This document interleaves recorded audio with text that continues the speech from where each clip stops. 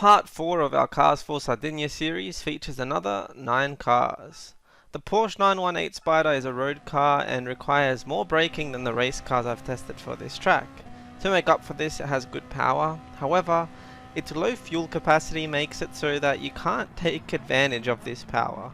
With your fuel map on 6 and short shifting, you'll only be able to complete 5 laps on one tank. Taking a pit stop on lap 5 and 10 will take you to the finish. I'd recommend you use hard tyres without changing them throughout the event. However, you could choose mediums or even softs and change them at every pit stop. The car feels good to drive, it feels stable and doesn't spin out in corners. If you want to try this setup for yourself, copy the settings on screen. I would not recommend using this car.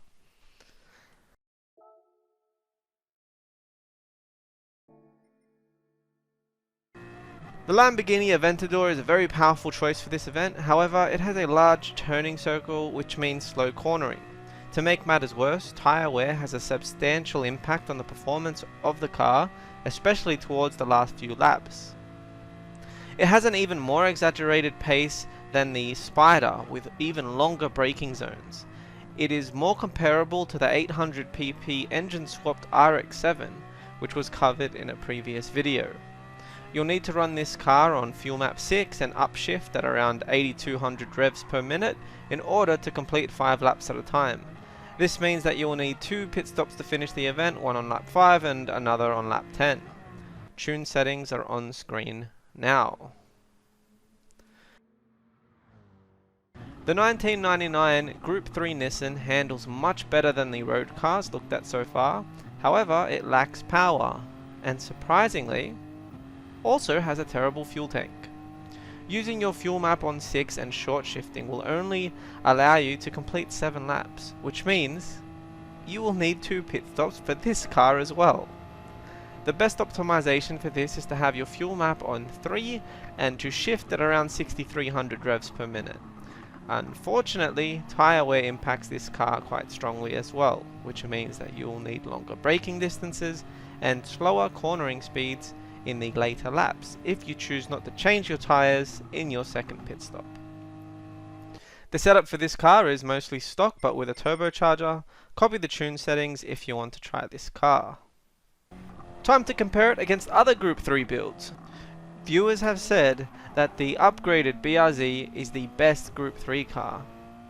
Without even running it on the track, I can see that a turbocharger raises its PP above 800, which is promising.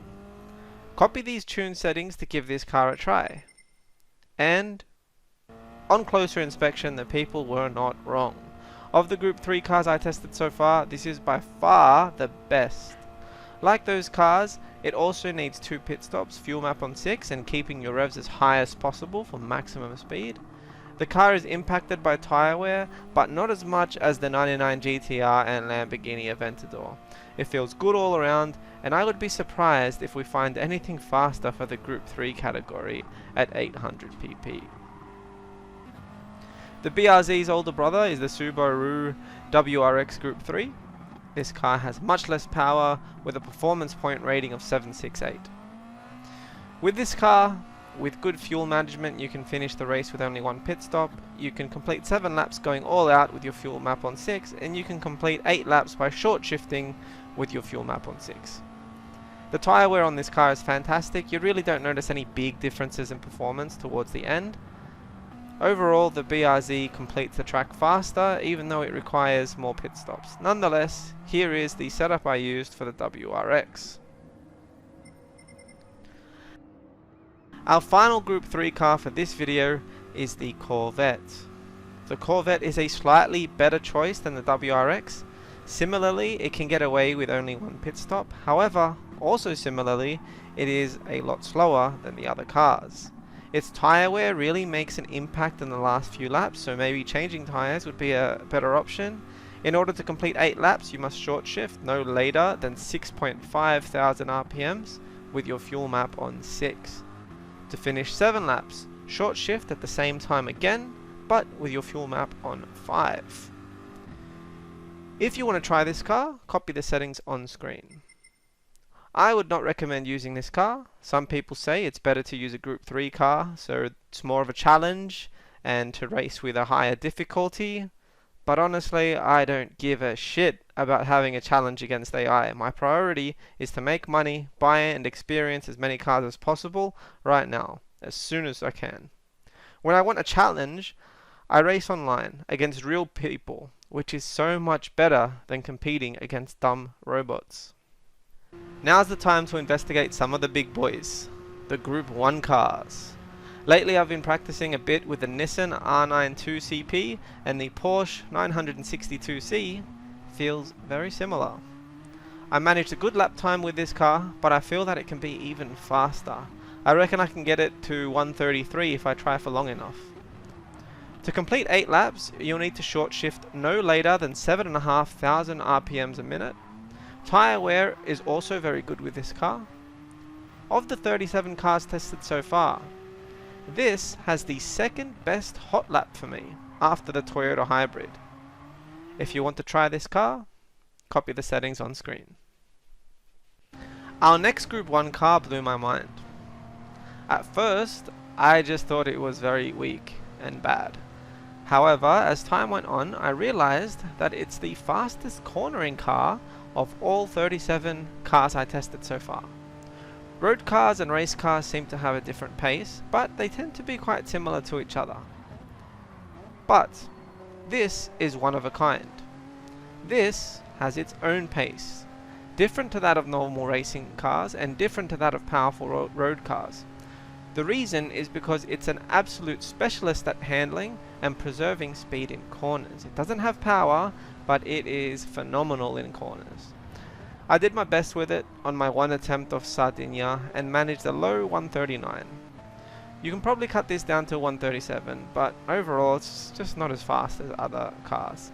It is one of a kind, and this uniqueness makes it special. No other car that I've found has driven in a similar way to this at 800 pp. If you're bored of the grind and want to feel something a bit different, copy these settings and give this car a try. In order to complete 7 laps, short shift at no higher than 5,500 revs per minute. It's also extremely good on tyre wear. It feels the same on lap 15 as it does on lap 1. I was saying that the 2011 R18 has its own pace.